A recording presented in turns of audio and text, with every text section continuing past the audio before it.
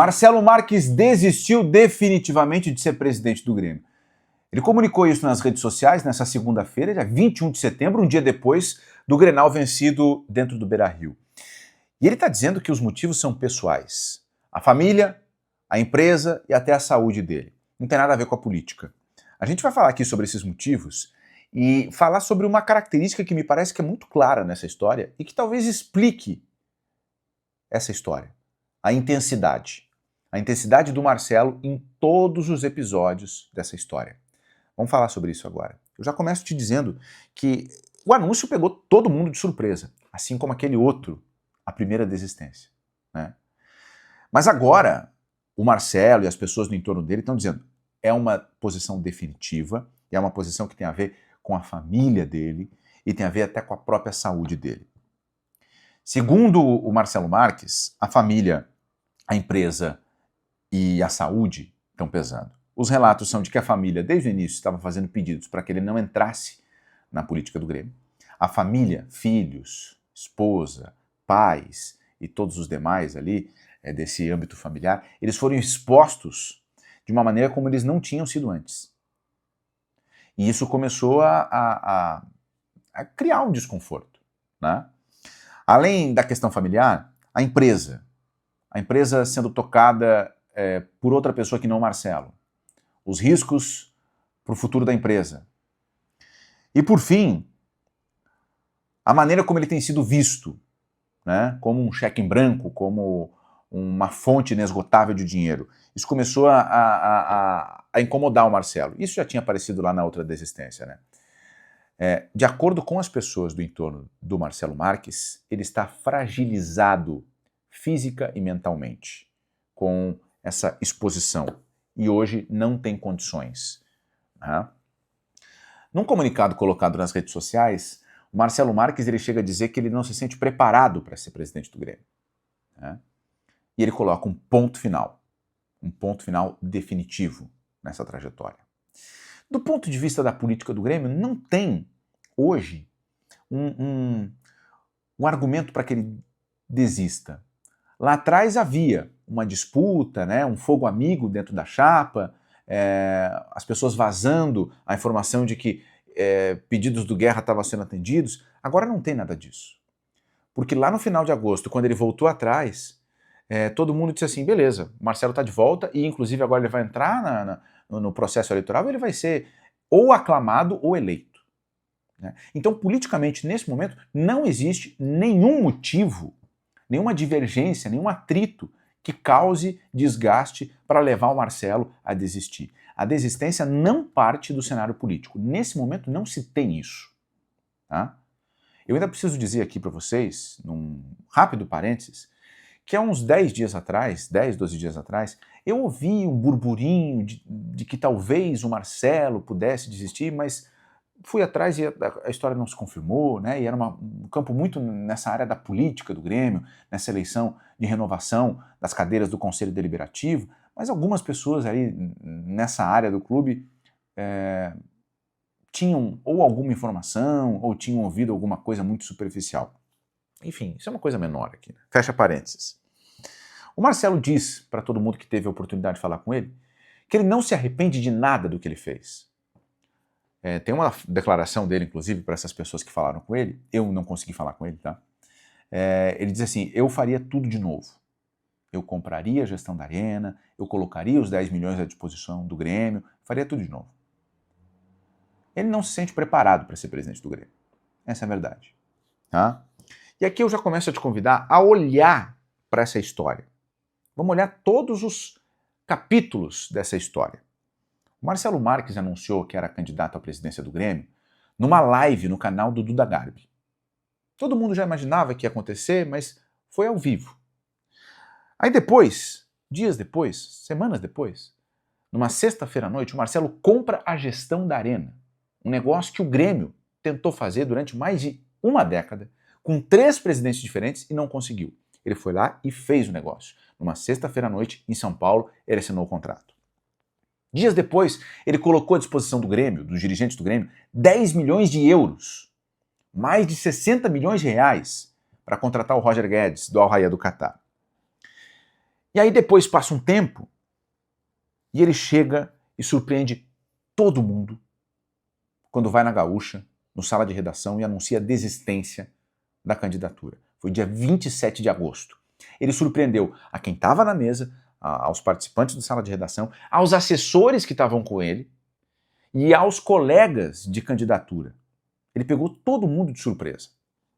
48 horas depois daquele anúncio, ele voltou atrás. E agora, quase um mês depois, ele está desistindo definitivamente, colocando um ponto final.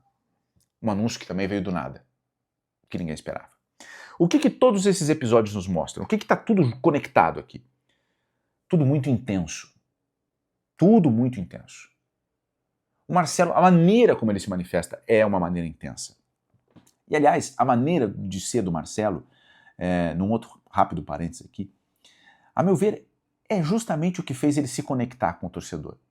Porque o torcedor do Grêmio, quando viu o Marcelo Marques, ele viu um cara muito parecido com ele, torcedor. Porque o Marcelo, ele é diferente do padrão do dirigente do futebol, especialmente do futebol de Porto Alegre.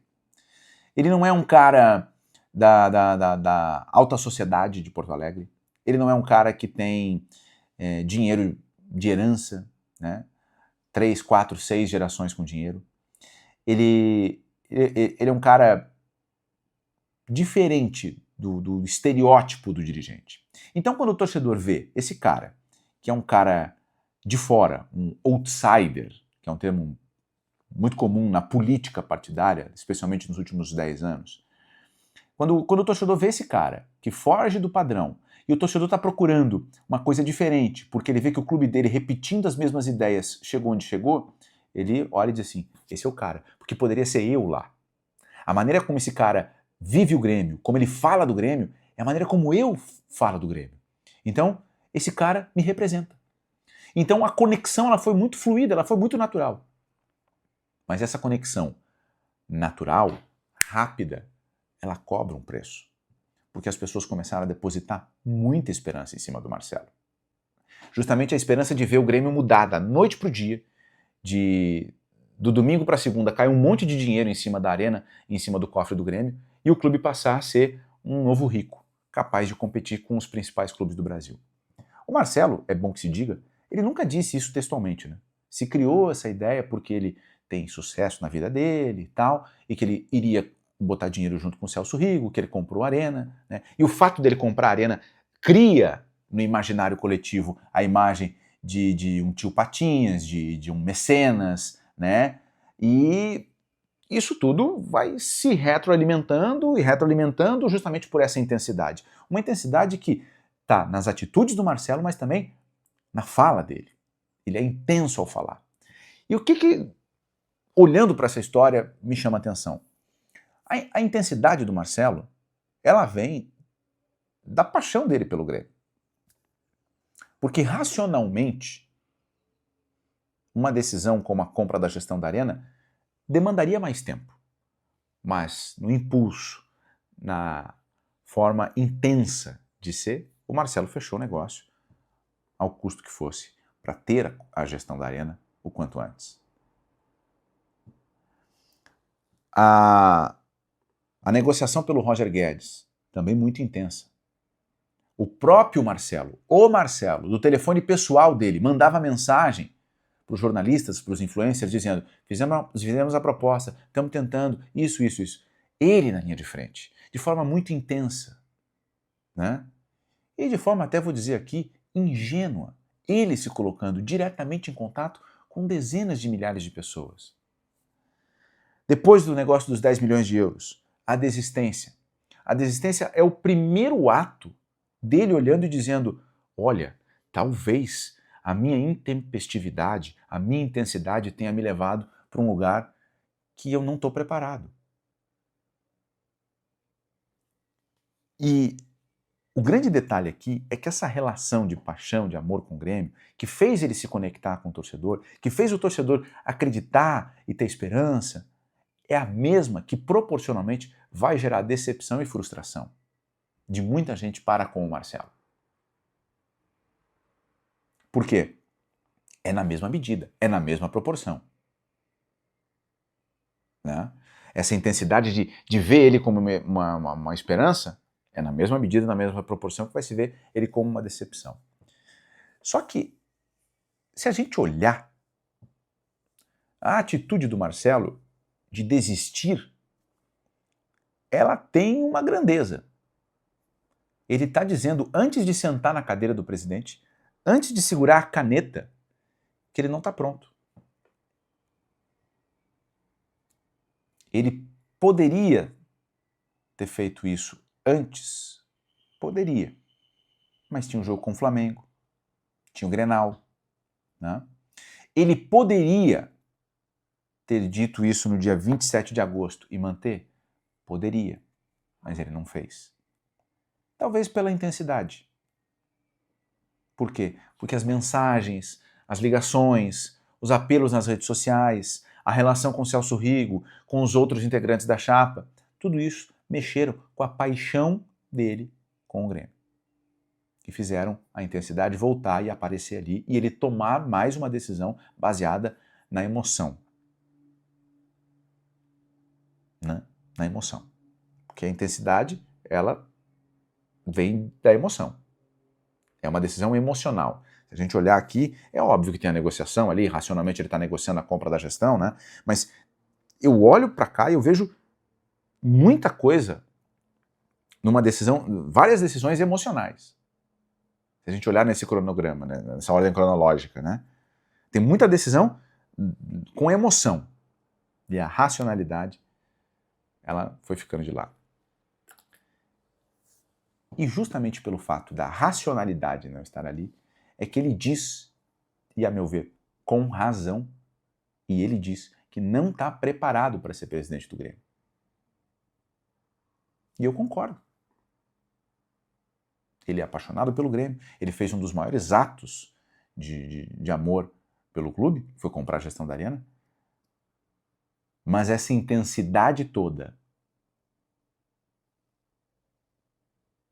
ocupa um lugar que requer outras coisas. A racionalidade.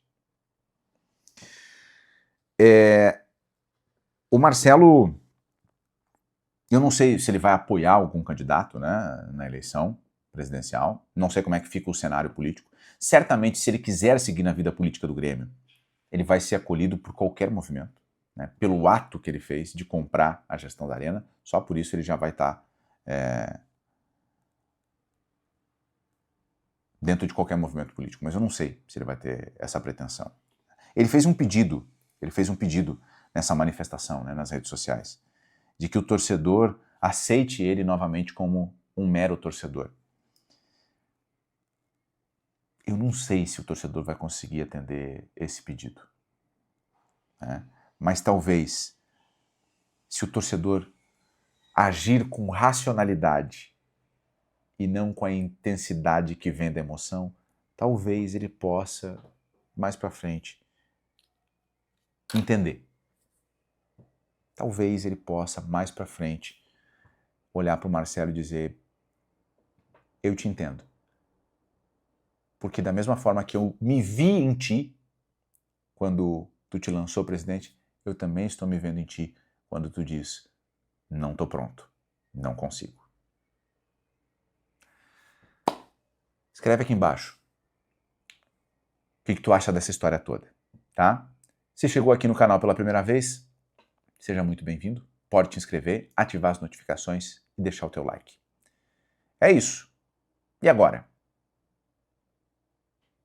Vamos esperar para ver. Valeu, gente. Até mais.